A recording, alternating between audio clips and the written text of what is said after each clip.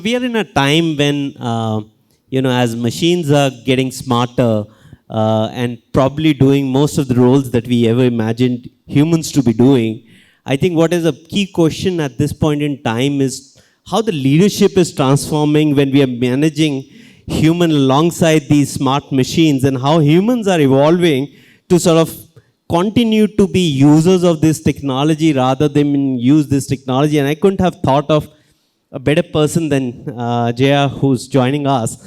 So first of all, very warm welcome. Thank you. Before I get started, I want your opening remarks on the new leadership which we are seeing in this AI first era that we are walking into. Sure. I mean, the least I can say is these are interesting times and also exciting, especially coming from the technology company. I mean, these are hugely exciting for technologists, and the prospects are hugely exciting for the humanity. But again, this is just one aspect. The excitement about the new technology is just one aspect, but there's a whole spectrum of reactions that you will see. Of course, it's a welcome to the new technology, the prospects of changing how we do healthcare, how we do so many other things that we've not been able to do is exciting. But on the other end of the spectrum, there is uncertainty, right? I mean, there's fear, there's anxiety. What is this new technology going to do to us? How is it going to change everything that we have been used to? So the truth lies somewhere in between. So this is also a time when leadership truly matters, right? The decisions that you take on how much technology to apply or what are the changes you want to bring about, you always have to think about the consequences and a larger impact.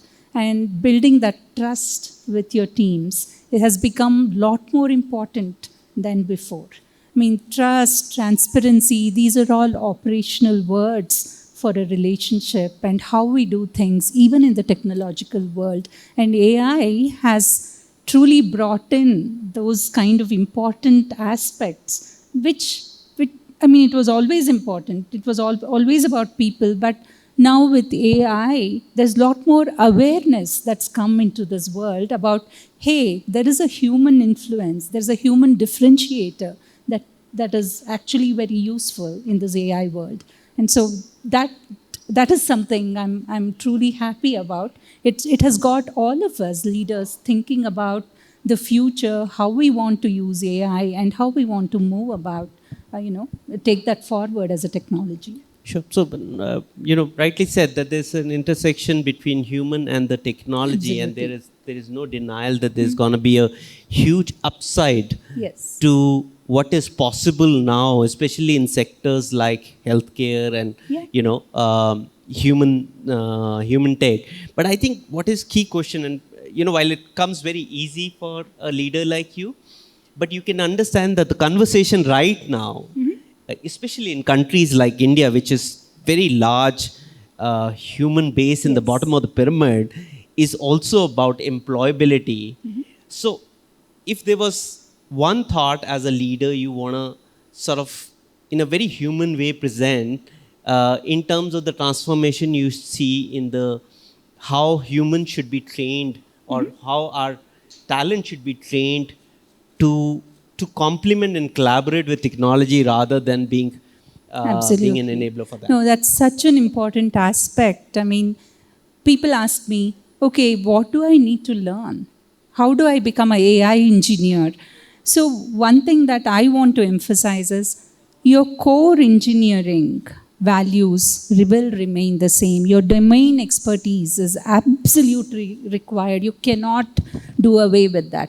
You cannot hire a whole bunch of AI experts and spin out a product, right? I mean, I can quote an example. Just recently, I heard about a startup wanting to apply AI on one of their product sectors, and then they hired a whole bunch of AI experts and they put them on the problem. Of course, initially the product definition was there and some progress happened, but the problem came when AI was not able to move forward on a particular problem. It was not able to debug. So there was no experts, domain experts in the team. So it took a very long time for them to recreate the problem and come up with a solution. So somewhere the core engineering and the domain expertise will remain as something that's very important. But over that, you need a layer of AI for all the benefits it offers, for the optimizations, for the efficiencies and productivity gains. But again, it will not replace your domain expertise immediately. I want to interrupt here, and at AMD, how do you ensure that human doesn't overshadow the technology brilliance that you certainly need in today's time? So, for those of you who have followed AMD's trajectory, there's a huge transformation that has happened, a turnaround. AMD had hit the rock bottom. 2008, we felt, okay, this was the end of AMD, and we rose like a phoenix. How was that? That was possible because of the technical brilliance of human minds. Sure. They have brought us all our product definitions, everything is there that was defined by brilliant human beings. And of course, AI is looked upon as a tool that will further enhance and enrich and bring about the efficiencies and also help us solve some of the most difficult problems in a faster way. The pace is and it will reduce cycle times. But finally, the decision, the responsibility, the accountability has to lie with the leadership, with the humans. And the decision whether this is the path, this is the most optimized path, whether this is the right one or it's something else, is the decision humans will have to make. I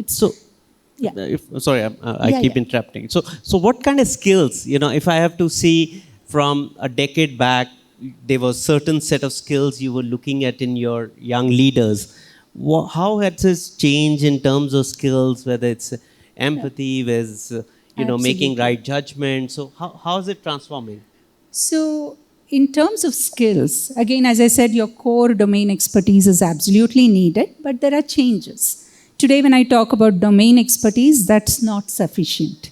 You need AI expertise. And I talk about decision making. Yes, you have to make those decisions, but today we have to have data confidence along with your other parameters. And then management, you have a new challenge where you need to manage human-machine collaboration, human-AI collaborations, because there will be a conflict. So although the roles remain mostly the same, there are extra layers of requirements that have come in because of AI. Can I ask you kind of an example where you would have gone right or wrong? I mean, just to Sure. And have a deeper understanding of what you're saying. Yeah, AI is in the initial phases of adoption. So there will be many cases where there will be a conflict between what AI says and what human intuition says.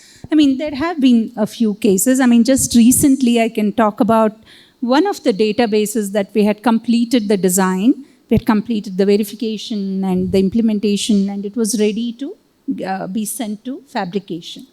And the foundry, kind of, for those of you who know, they run shuttles, which are like week to week apart. And you have to, it's a window where you have to get your design uploaded, and that's when it will go into fabrication. If you miss the window, it's about a 2-week delay, which honestly is a big deal. When you're talking about competitive product launches and timing, it is a big deal. But unfortunately, we found a bug in just a week before the database upload. And of course, we were all like worried. We had AI to debug something because we felt, okay, let's get the agent to solve this for us. And in parallel, we put our engineers to debug the regular way. AI came out after a few hours, said it's a test bench issue, or it's something that an issue in a layer outside the design. So it declared the design to be clean. But our intuition, with all the experiences, we felt no, this signature, this failure signature must have a design problem, right? And when the debug happened, it was a risk I was taking. Whether to just say all well, continue with the shuttle and send for fabrication, or it was a risk I was not willing to take. Right. Because a bug is again a respin and about $20-30 million down the drain. And so I took the risk. It ended up to be a real design problem. Right. And we fixed it and sent it out to fabrication. No, very interesting.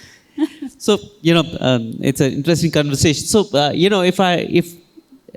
if you have to address a young professional today, what kind of an AI skills that you would want him or her to must have in any role that he would want to pursue? So, I'm smiling because there is so much of anxiety in the young professionals. Yes. I mean, what should I learn? What should I unlearn? For me, even when 20 years ago, when I had the job to create a team to work on the CPU design, I did not have relevant talent in India. I had to rely on aptitude, learning ability, all the critical thinking, all the non-technical parts to hire and build a team.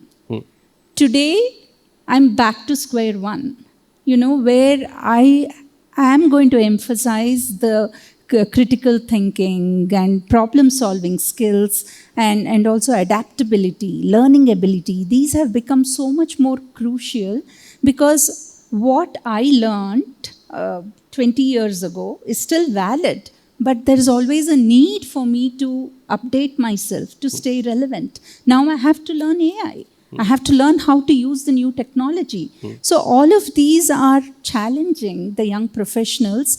So one thing I would say, actually there are a couple of things I would say. Feel comfortable, start to feel comfortable feeling discomfortable.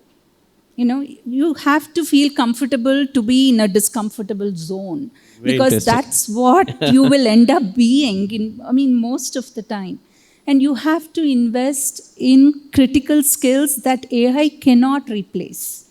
So I'll stick on that. What are these instincts? So, if you probably have to say these three things are key to have to sort of bridge between what you're saying, that some calls will still continue to be taken on a very human ground, and some calls you have to probably rely on technology. See, for young engineers, it's always about how do I improve my productivity using AI. But using AI is not, while it is made to sound simple, you can always use your native English language and give a command. But when you're talking about engineering and chip design, it's not as simple. You really need to understand how AI works, and you need to reduce the task to smaller modules so you get the maximum optimization from the tool. Otherwise, it will just go into weeds and you will never, get the actual solution from it. So it's absolutely important for even the young engineers to learn how the AI operates and how do I get the best out of this. But leadership, there's an entirely different angle. Right? It's not just about aggressive adoption of AI and productivity gains. You have to have a purpose. You have to be purpose-driven, and you have to have that human empathy, and you have to evaluate the human impact. Am I disrupting something totally? And there is a balance that you have to achieve. Right? And that leadership values become a lot more human and a lot more important in these days. Sure. I have a couple of more questions, but I'm open to take one or two questions from the audience if anybody has any specific thing that you want to ask Jaya. Just raise your hand. Okay, we'll take that. Santa.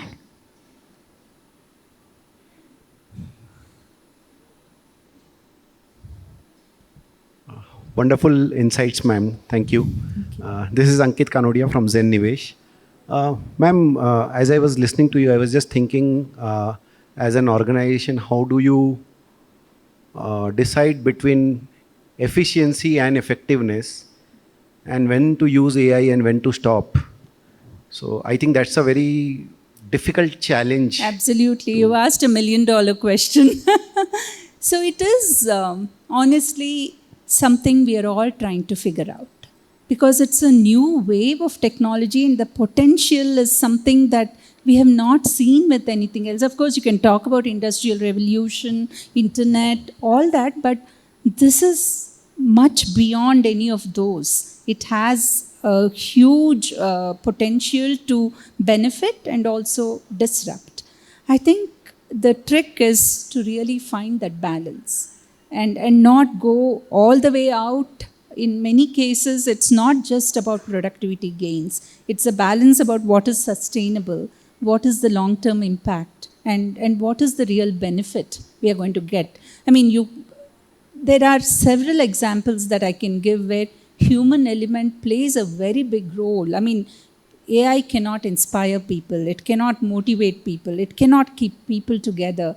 I mean, it cannot collaborate. I mean, there are so many of these that we have to take into consideration before we say go all out for productivity gains. But as business organizations, when there is a golden apple shining there, it's very hard not to run towards it. But while running, we have to run with awareness. We have to take into consideration the impact that you're causing and what is the long-term impact and benefits.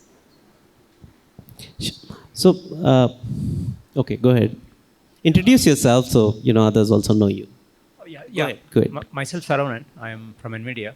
So I remember Can you you said. speak up a little bit? Oh, is it audible? Yeah. Okay. You actually said regarding the hiring process that you use the equivalence principle, that problem solving is going to be approximately equivalent to how the people are going to behave in the organization when the particular person does not have that particular skill that you're looking for because of lack of skills at that point of time.